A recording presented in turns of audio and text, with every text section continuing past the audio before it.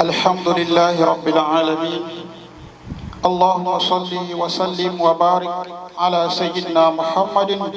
وعلى آله وصحبه وسلم تسليما أما بعد adúpẹ́ fún Ọlọ́run kí Ọlọ́run kó bá wa ṣe àlékún ìkẹ́ rẹ̀ fún Ànábì wa Muhammad sallallahu alayhi wa alihi wa sallam àti àwọn sàhábà rẹ̀ àti àwọn ará ilé rẹ̀ àti gbogbo àlùmọ́ lápapọ̀ di ọjọ́ gbẹ̀dẹ̀ alkiyama. Pẹ̀lú Ọlọ́run nǹkan tí a fẹ́ gbé yẹ̀wò lónìí òun ni ọ̀rọ̀ nípa Ala-Lila. Ẹ̀kọ́ Ala-Lila nínú Islam òun ni a fẹ́ gbé yẹ̀wò. Gẹ́gẹ́ bí a sì mọ̀ pé Ala-Lila yìí ó ti kó ọ̀pọ̀lọpọ̀ sínú wàhálà, kódà ó ti sọ ọ̀pọ̀lọpọ̀ ẹlòmíì di ẹni tó fi Islam lẹ̀ tó lọ sínú ẹ̀sìn Christianity. So àndé ọ̀pọ̀lọpọ̀ mùsùlùmí mi náà Ala-Lila ti kó wọn sínú wàhálà, ó ti sọ wọ́n di ẹni tó ń tójú bọlé àwọn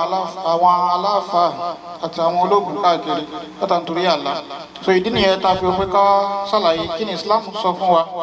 ẹ̀kọ́ wo ni Islam kọ́ wa nípa Ala-Lila. Láti yanjú ọ̀rọ̀ tó wà nílẹ̀ yìí,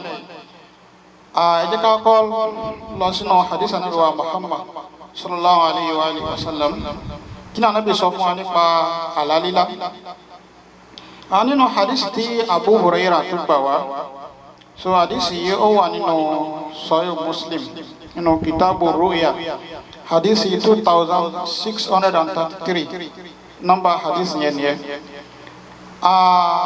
Ànábì wa Muhammad sallallahu alayhi wa sallam Ànábì sọ báyìí pé idha iqtaraba az-zamanu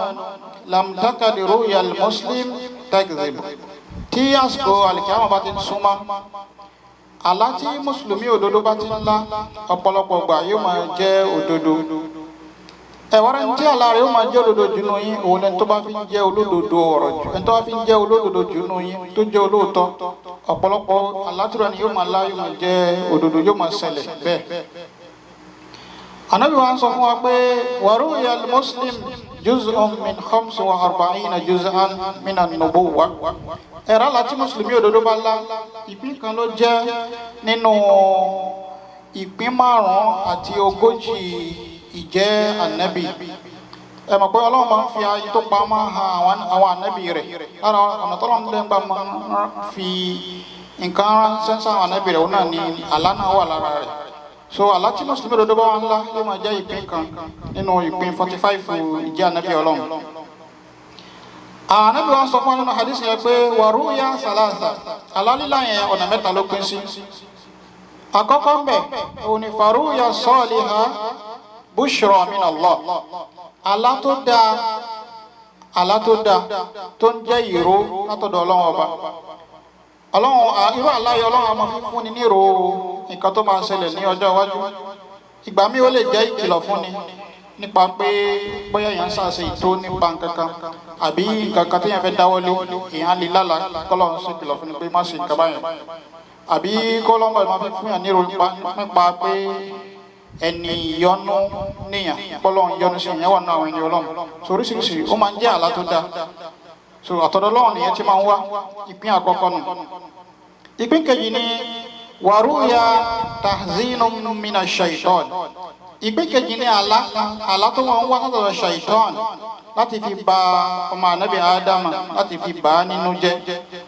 Nínú ẹgbàá wa mi tí Ibn Majah gbà wá, nígbà tó náà bí ròyìn irú àlá yìí, àlá tí máa ń wá láti ọ̀dọ̀ shaitan. Ànábì ni ahawilu minash shaitan liyahzuna biha ibna Adam. Ẹ̀rù látọ̀dọ̀ shaitan láti fi bà ọmọ ànábì Ádámà nínú jẹ́. Gẹ́gẹ́ bá ti pé shaitan ọ̀tá wa ló jẹ́. So shaitan ni wọ́n máa jẹ́ kéèyàn lárò alábàáyé láti fi kó ẹ̀rù bàyàn, láti fi bàyàn nínú jẹ́, láti fi kó ìdààmú bàyàn nínú ọ̀rọ̀ ẹ̀sìn àti ọ̀rọ̀ ìgbésí ayé. Ẹ̀wọ́n rí ìpín kẹta, òun náà ni wa ru'ya mimma yuhaddithu al-mar'u nafsah. Àlá kéèyàn lálàá tó wá jẹ́ pé àlá yẹn nínú àwọn nǹkan téèyàn ń rò lọ́kàn. So òun ni èèyàn máa fi irú nǹkan báyẹn, èèyàn máa fi lá àlá. So gẹ́gẹ́ bá Ànábì ṣe rò bó ṣe ṣàlàyé àlá ìpín kẹta nínú ìgbà wa mi pé ما يهم به الرجل في يقظته فيراه في منامه. Nítorí yàn ń rò lójú ayé so kí yàn padà máa fi rúkà báyẹn lálàá so ìpín mẹ́ta tí àlàkùn sí. Tá bá wo hadith Ànábì wa Muhammad yìí a rí pé àlá ó kún sí ọ̀nà mẹ́ta. Àkọ́kọ́ ńbẹ̀ ni àrúyá as-saliha min Allah, àlá tó dáa tí wọ́n fún yàn ní ìró dùnú àbí kó máa kìlọ̀ fún ni so àtọ̀dọ̀ Ọlọ́run bá nírú yẹn tí máa ń wá. Ìpín àkọ́kọ́ nìyẹn. Ìpín kejì ni hadithu nafs àbí tí wọ́n tún máa ń pè ní adghathul ahlam, so ọ̀rọ̀ tó wà nínú ọkàn yàn lápèjúwe bóyá ká ní student tó fẹ́ ṣe exam sí tó wá jẹ́ pé lásìkò yẹn ọ̀rọ̀ exam ló sà kólé yà kó wá lálà kó wá sùn kó lálà kó máa rí exam hall àbí kó máa rí gbogbo tó ní ṣe pẹ̀lú à ń pín pépà nǹkan báyẹn tó ní ṣe pẹ̀lú exam kó máa rí irú nǹkan báyẹn lójú oorun. Àbí bóyá oníṣẹ́ ọwọ́ tó ń ṣe iṣẹ́ ọwọ́ tó wá rí gbogbo tó ní ṣe pẹ̀lú ọ̀rọ̀ iṣẹ́ ọwọ́ yẹn ní ojú oorun. Àbí nígbà míì náà bóyá àwọn nǹkan tó yẹn nífẹ̀ẹ́ sí gan bóyá nínú àwọn èèyàn ní àbí nínú nǹkan mí ní kéèyàn máa wá lálàá kéèyàn máa rírú àwọn nǹkan báyìí ní ojú oorun. Àbí bóyá àwọn ìgbésí ayé kan tí yẹn ti lò kọjá àbí tí yẹn sì ń lò lọ́wọ́ kéèyàn máa fi nǹkan báyẹn lálàá. Bóyá bí ẹni tí ó ṣẹ̀ṣẹ̀ mí ọ̀pọ̀lọpọ̀ ṣẹ̀mí nínú village kó máa lálàá àwọn igi kankan kó máa rí gbogbo orú nǹkan báyẹn àbí kó sàmọ́ rí gbogbo àwọn tó ti jọ ṣẹ̀mí tó ti kọjá àbí gbogbo àwọn tó ti ṣe kọjá náà gbèsè àyè kó máa rí. So ìpín irú ìpín nínú àlá tó jẹ́ àwọn imagination àwọn nǹkan téèyàn imagine tó wà nọkàn téèyàn wá ń rí lójú oorun yẹn ìyẹn ò ní atharu kankan kò ní tààsírù kankan nínú ọ̀rọ̀ gbèsè ayé kò ní effect kankan nínú ọ̀rọ̀ gbèsè ayé yàn so kò ní máàna kò ní tùmọ̀ kankan so irú yẹn tí yẹn bá kàn lárú yẹn kí yẹn kàn máa gbàgbé yẹn máa ignore irú yẹn máa gbàgbé ẹ̀. Lẹ́yìn pé alákọ̀ọ́kọ́ tó jẹ́ àlá tó jẹ́ èyí tó dá látọ̀dọ̀ Ọlọ́run Ọba a máa padà sọ̀rọ̀ lórí yẹn bọ̀ ilé ìta fẹ́ sọ̀rọ̀ lórí gangan lé ní òun ní ìpín kẹta yẹn tó jẹ́ al-hulm tó jẹ́ ìpín àlá títí àtọ̀dọ̀ ash-shaytan tó yẹ pé ó máa ṣètọ́ ni máa ń jẹ́ kéèyàn lárò aláyẹn láti fi ṣẹ̀rù bàyàn òun la fẹ́ sọ̀rọ̀ lé lórí lẹ́nu. Àkọ́kọ́ ń bẹ̀ ni pé àwọn àpẹẹrẹ wo la máa fi mọ àlá tó wá látọ̀dọ̀ ṣètọ́n. Àkọ́kọ́ ń bẹ̀ gẹ́gẹ́ bí Ànábì ṣe sọ nínú hadith yẹn náà ni pé èyí tó bá jẹ́ ẹ̀rù àlá tó yẹn bá lá tó bá ṣẹ̀rù bá ní so tó ń bani nínú jẹ́ tó ń kó ìrẹ̀wẹ̀sì ọkàn bá ní irú àwọn àlá yẹn àtọ̀dọ̀ ṣètọ́n ló ti wá àtọ̀dọ̀ ṣaitan ni ó ti wá gẹ́gẹ́ bó ṣe wá nínú ìgbà wa kan tí Ibn Majah gbà wá nínú hadisi 3912 nínú Sunan Ibn Majah. Jábìrì ló gba hadisi àtọ̀dọ̀ Ànábì wa Muhammad ó ní lọ́jọ́ kan ẹnìkan wá Ànábì dẹ̀ ń ṣe kútùbà lọ́wọ́ ẹni yẹn wọ́n sọ wáyé fún Ànábì pé ya Rasulullah ra'aytul barihata fima yara an-na'im ka'anna 'unqi duribat wa saqata ra'si fàtàbàtúhù fàkọ́sùtùhù fàáàtù. Ó ní ìwà Ànábì wa Muhammad ó ní lánàá tí mo sùn mo wá lálàá pé gẹ́gẹ́ bí gbà pé wọ́n gé orí rẹ̀ kúrò nínú ọrùn rẹ̀ orí yẹn wá jábọ́ Ọlọ́run wá ń lé orí yẹn òun wá tẹ̀lé orí yẹn òun padà wá rí orí yẹn mú òun wá dá padà sí ọrùn. Nígbà tí arákùnrin yìí sọ̀rọ̀ ifá Ànábì wa Muhammad Ànábì wa sọ fárákùnrin yìí pé إذا لعب الشيطان بأحدكم في منامه فلا يحدثن به الناس. Orí tó ṣẹlẹ̀ sí ọ yìí ṣaitan ló ń pilẹ̀ ló ń fi ẹsẹ̀ lójú oorun. Ànábì ní tí ṣaitan bá ti wá ń fi ṣeré lójú oorun tẹ́ bá ti lárò àlá yìí ẹ má sọ fún ẹnìkankan ẹ má sọ fún ẹnìkankan. So àpèjúwe tí ẹ̀ mọ́ fi máa àlá tó wá látọ̀dọ̀ ṣaitan ó mú ẹ̀rù dání kó máa dẹ́rù bani. Nínú àpẹẹrẹ àlá tí máa ń wá látọ̀dọ̀ ṣaitan òun náà níbi kéèyàn lálàá kóhun rí Ọlọ́run àbóhun rí Ànábì àbóhun rí màláíkà ká máa wá sọ fẹ́ nìyẹn pé lápèjúwe ká máa pa láṣẹ pé kó ṣe nǹkan tí Ọlọ́run ò fẹ́ àbí ká máa sọ fún pé tọ́lọ́run bá fẹ́ kó mọ̀ sí àbí lára àwọn akátọ́run sí lọ́rùn yẹn lé lórí káwọn máa sọ fún pé ìwọ lágbájá báyìí o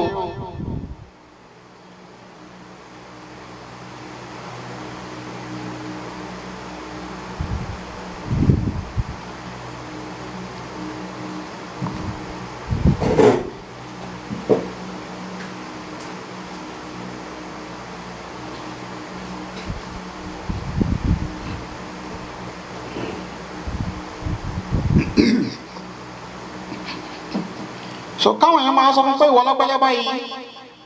ipò tí ẹni wájú Ọlọ́run bá ó ti jù báyìí lọ, ìwọ nídìí láti máa ṣe gbogbo nǹkan báyìí máa tọ́lọ́n dẹ̀ pa wá láṣẹ pé ká máa ṣerú nǹkan yẹn. So irú aláyẹn náà àtọ̀rọ̀ ṣàìtọ́nù ló ti máa ń wá.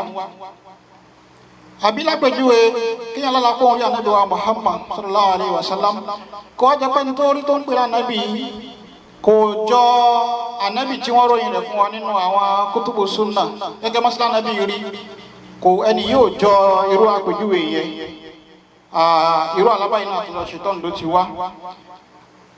Àndẹ́nu àpẹẹrẹ táwọn máa ma àlá tó wá látọ̀dọ̀ ṣètọ́n òun ni pé àlá yẹn kò ní bára wọn mu. Ibi tí àlá ó ti bẹ̀rẹ̀ kò ní bá bí tí ó parí sí mọ́. Àbáwo àárín rẹ̀ náà gbogbo ò ní bára wọn mu, yóò kàn lálá yẹn jákujàku gbogbo yóò kàn lọ́pọ̀ mọ́ra wọn ni. So gbogbo àwọn alábàáyé àtọ̀dọ̀ ṣètọ́n ni ó ti máa ń wá. Àdẹ́rù àwọn tó sábà máa ń lárú àlá yìí tí wọ́n bá jìnnà sọ́nà ọba púpọ̀ ìyẹn máa ń lá irú àlá báyìí lọ́pọ̀lọpọ̀ gbà. Ọ̀dọ́ ẹlòmínú náà tó súnmọ́ lọ́nà lè dárú àlá yẹn o. So àwọn àpèjúwe tí wọ́n fi mọ àlá tó wá látọ̀dọ̀ ṣàìtọ́n lélẹ̀ yìí. Wá rí ìgbà tí wọ́n bá lá irú àlá báyìí àwọn irú àlá tó máa ń pè ní nightmare báyìí tí wọ́n bá lárú àlá yẹn tó ń dẹ́rù bàyàn àbí tó nílò gbogbo àwọn ìròyìn tá a sọ síwájú yìí. Kí ló yẹ kí mùsùlùmí ṣe? Ẹ̀kọ́ wo ni Islam kọ́ wa? Àkọ́kọ́ ń bẹ̀ ẹ jẹ́ ká kọ́ lọ wo hadith tí Imam Bukhari gbà wá ní hadith number 7044. So nínú hadith yẹn hadith náà ó lọ báyìí pé Abu Qatada tó jẹ́ kan lára àwọn sàhábà ó sọ báyìí pé ó ní wa ana kuntu la ara ru'ya tumriduni. Olóhùn máa ń láwọn alákàtà tó máa wá wíkìn òun ó máa jẹ́ kó òun wíkì ó máa kó rẹ̀wẹ̀sì ọkàn báwọn tó ń bá lárọ̀ láyé tó ń bá ti jí. Ó ní sọ ó ní bí hálù wọn ṣe rí lè bí situation wọn ṣe rí lélẹ́yìí tó ń bá tó lára yẹn òun máa ń wíkì. Títí tó ń fi wá gbọ́lọ́tọ̀ lẹ́nu ànábì wa Muhammad tánàbí sọ báyìí pé ar-ru'ya al-hasanatu min Allah fa in ra'a ahadukum ma yuhibbu fala yuhaddith bihi illa man yuhibbu. وإن رأى ما يكره فليتعوذ بالله من شرها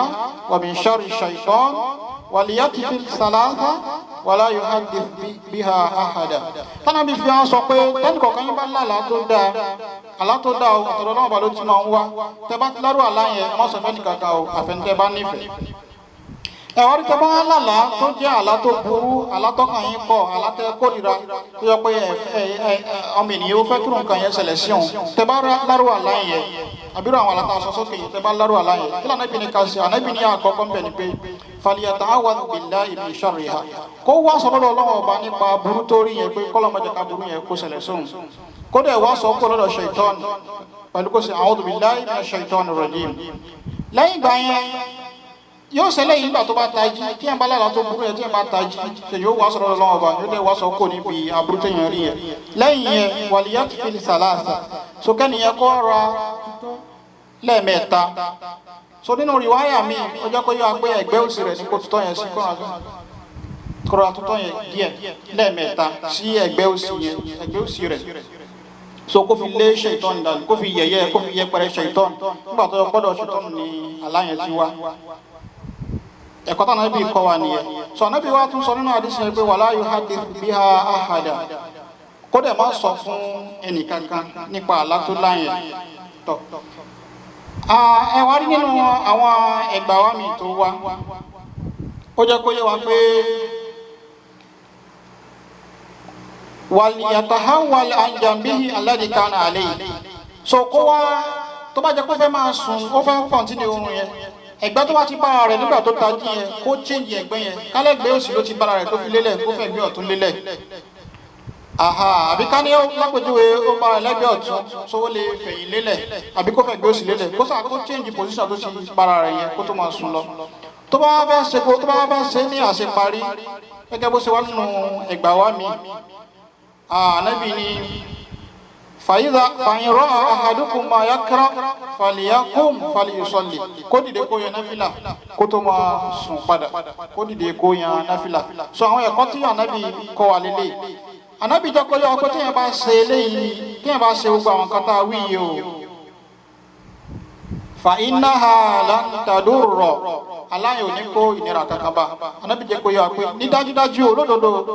aláyẹ̀ ò lè kó aburú kankan bá tí yẹn bá ṣe gbogbo eléyìí tí àníkànṣe yìí tó bá ti jí kó wá sọ lọ́dọ̀ Ọlọ́run ọba kó lọ́dọ̀ ṣaitan kó dẹ̀ wá sọ kó níbi aburú tó rí kó dẹ̀ rọra tọ́sẹ̀gbẹ́ òsì lẹ́ẹ̀mẹ́ta and then kó dẹ̀ dìde kó yẹn náfìlà kó sì má sọ aláyẹn fún ẹnìkankan àlá tó jẹ́ àlá burúkú yẹn kó má sọ fún ẹnìkankan Ànábì ní aburú kankan ò ní sí pẹ̀lú àlá tí ó láyẹn. ẹ wá rí nínú ẹgbà wa tó wá nínú irú àdúrà tí èèyàn máa ń ṣe téèyàn bá láàlá tó dúró téèyàn bá tají gẹ́gẹ́ bí ó ṣe wà Imam Tirmidhi gbà wá nínú hadith 3528 Imam Abu Dawud náà gbà wá so hadith yẹn hadith hasan ni àwọn afáàjẹkọ yà pa hadith yẹn hadith tá a lè fi sẹ̀rí ni hadith hasan. Ànábì sọ báyìí pé ìsàfáàsì ahadukum fi an-nawm falyaqul tí ẹ̀rù bá báyìí lójú oorun tí à ń lálàá tó burú yẹn Ànábì ní kíyàn máa sọ báyìí pé a'udhu bi kalimati llahi tammati min ghadabihi wa iqabihi wa sharri ibadihi wa min hamazati shayatin wa an yahdurun.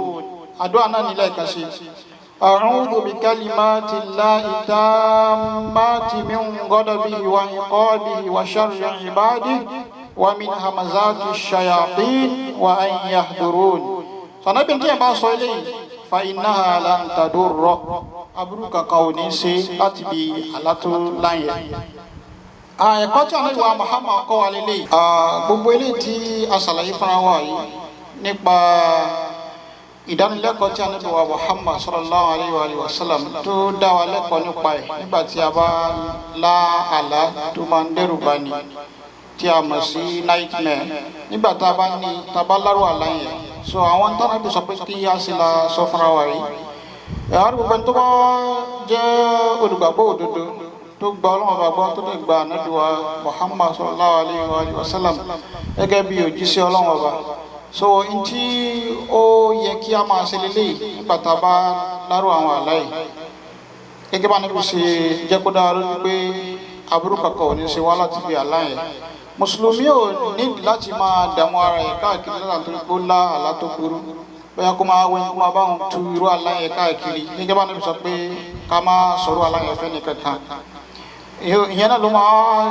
jẹ́ káwọn lọ tú ìtukùtù fún un tí ó fi máa wá dààmú ara ẹ̀ káàkiri tí ò wá ní lè fẹ̀mí balẹ̀ mọ́ so mùsùlùmí ò láti máa wá àwọn aláàfáà káàkiri àbí àwọn ológun káàkiri látọ̀ torí pé ó ń lálàkàlà so n tánà ibi ni kò ṣe ni a ti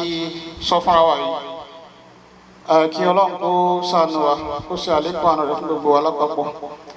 and then níparí àwọn nǹkan tó tó wá lè kóyàn yọ níbi à ń lálàkàlà yìí òun náà ni lákọ̀ọ́kọ́ kéèyàn dún ní máa azikaru tí a máa ń ṣe láàárọ̀ àti ní ìrọ̀lẹ́ ìtàn ibi ní ká ṣe láàárọ̀ nínú àwọn azikaru kéèyàn gbìyànjú kó máa ṣe àwọn ìtàn ibi ní ká ṣe nírọ̀lẹ́ kéèyàn gbìyànjú kó máa ṣe pàápàá jùlọ nígbà tá a bá fẹ́ sùn àwọn azikaru tán ibi ní ká ṣe kéèyàn gbìyànjú láti ṣe nínú rẹ̀ ni pé ká ka ayatul kursi yìí ká tó sùn Ọlọ́run máa ṣọ́ wa kó ní ọ̀dọ̀ àwọn aṣayàpín àwọn aláburú ẹ̀dá Ọlọ́run máa ṣọ́ wa lọ́dọ̀ wọn and then kádẹ̀ ka àyà méjì tó kányìn Suratul Baqara amana rasul so àyà méjì yẹn ó máa tó wa látàlẹ́ yẹn títí dàárọ̀ ìkàkọ̀ aburú kàkọ̀ ò ní ṣe wa nínú ẹ̀ náà ni káka Qul huwallahu ahad àti Qul a'udhu birabbil falaq Qul a'udhu birabbin nas so káka sínú àtẹ́lẹwà méjèèjì kádọ̀rọ̀ àtútọ́ díẹ̀ tábàkà ká fira gbogbo ara wa látòkè délẹ̀ lẹ́ẹ̀mẹ́ta so gbogbo àwọn nǹkan wọ̀nyí tá a bá ń ṣe sọ Ọlọ́run máa ṣọ́ wa kó níbi àwọn àlákàlà yìí nínú ẹ̀ náà dẹ̀ ni ká jìnnà sí àwọn fíìmù kí fíìmù tí ó wà káàkiri ká jìnnà sí máa wúrọ̀ àwọn fíìmù báyìí pàápàá jùlọ ká tó lọ sùn gbogbo àwọn fíìmù dájúmọ́ tí wọ́n ti máa pọ̀fọ̀ tí wọ́n ti máa ṣe gbogbo àwọn kan tó máa ń dẹ́rù báyìí so ká jìnnà sí àwọn fíìmù báyìí pàápàá jùlọ ká tó lọ sùn then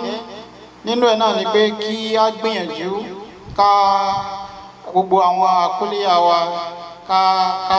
ká ṣe ní fúyẹ́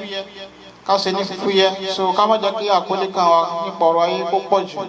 eléyìí náà ó lè gbà ọ́ lọ́wọ́ ìmọ̀ ńlá àwọn àlákàlà yẹn àǹdẹ́ni kéèyàn gbìyànjú láti máa tẹ̀lé àṣẹ Ọlọ́run bá lọ́pọ̀lọpọ̀ gbà kó sì gbìyànjú láti jìnà sí ogun tọ́lọ́run bá ní ká jìnà sí kéèyàn dẹ̀ rí pé